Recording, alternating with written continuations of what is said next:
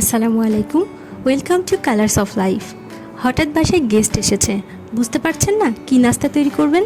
তাহলে আজকের রেসিপিটা আপনার জন্য। আজ আমি দেখাবো ঝটপট তৈরি করা যায় এমন একটি snacks item, bread potato finger. এর জন্য প্রথমে দুটি আলু সেদ্ধ করে আমি ম্যাশ করে নিয়েছি। এখন এতে একে একে নিয়েছি পেঁয়াজ কুচি, কাঁচামরিচ কুচি, লবণ আর সামান্য চিলি ফ্লেক্স।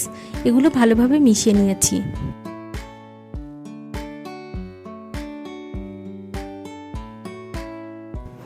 এখন একটি ডিম চামচ দিয়ে বিট করে নিয়েছি।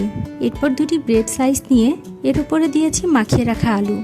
এবার একটি ছুরির সাহায্যে আমি ব্রেড স্লাইসকে টুকরো করে নিয়েছি। আপনারা চাইলে যে কোনো শেপে কেটে নিতে পারেন।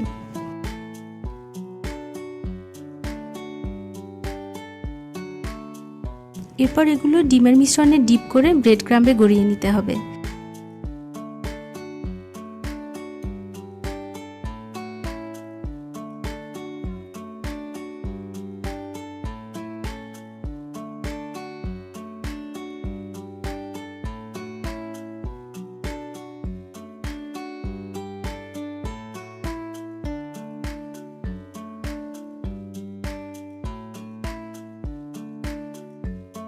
সবগুলো তৈরি হওয়ার পরে একে একে তেলে ভেজে নিলেই রেডি হয়ে যাবে মজাদার ব্রেড পটেটো ফিঙ্গার।